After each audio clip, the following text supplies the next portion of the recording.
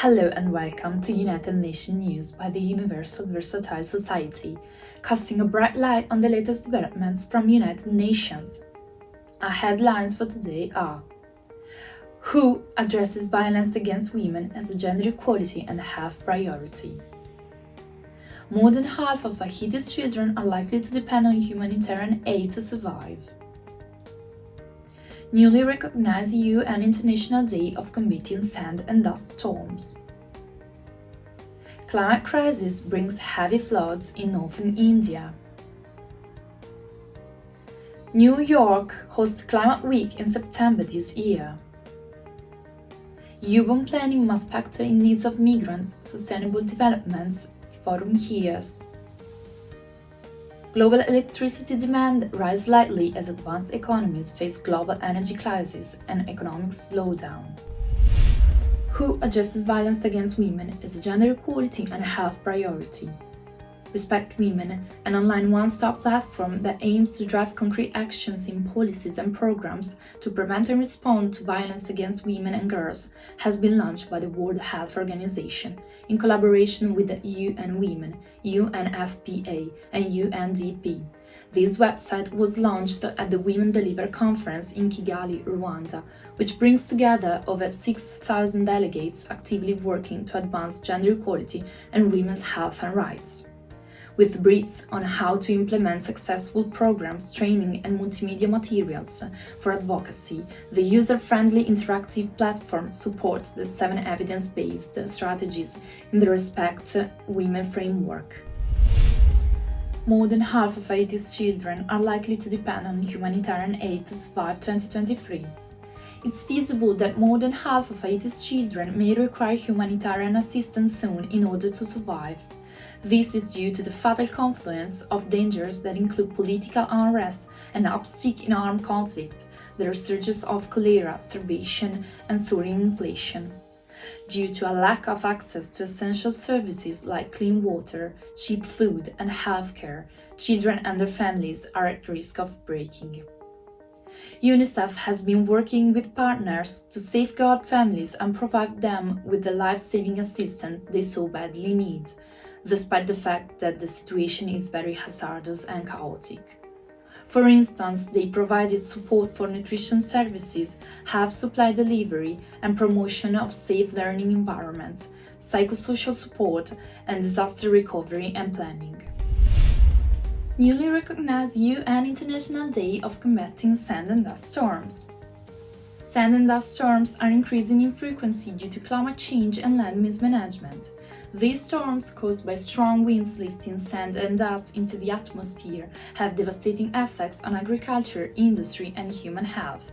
They can cause respiratory ailments and even premature deaths. Sand and dust storms can also destroy crops, kill livestock, and disrupt transportation. To combat these storms, it is crucial to restore parched landscapes, reduce greenhouse gas emissions, and implement early warning systems. Recognizing that sand and dust storms and their negative impacts at different scales are issues of international concern, the United Nations General Assembly proclaimed the 12th of July as the International Day of Combating Sand and Dust Storms. Climate crisis brings heavy floods in northern India. Northern India is grappling with devastating floods that have reached the iconic Taj Mahal too, a rare event linked to the intensifying climate crisis. Experts warn such flooding could become more regular. Climate change has increased the frequency and severity of floods in the region, with the Yamuna River reaching its highest level on record. Northern India faces ongoing risks due to heavy rainfall and water release from barrages.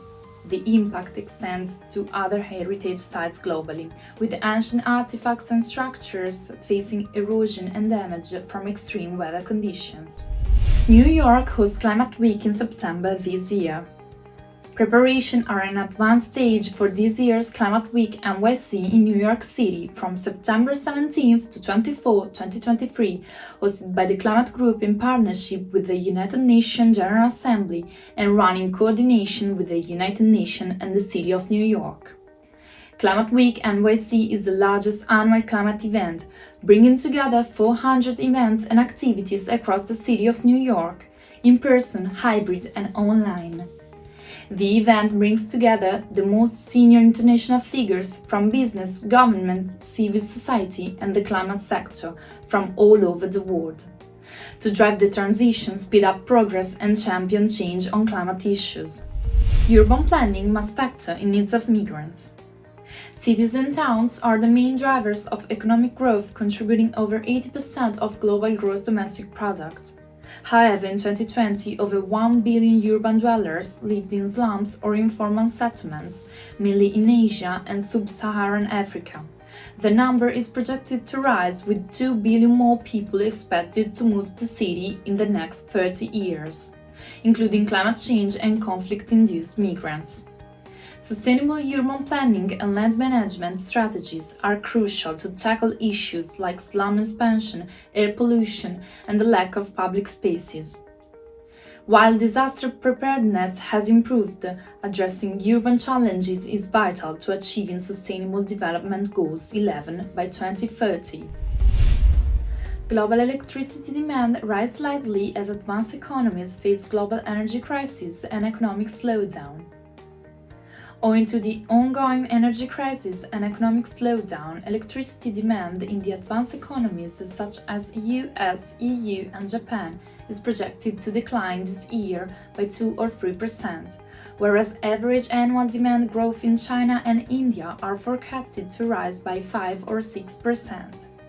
In total, the global electricity demand is poised to increase slightly by over 2%.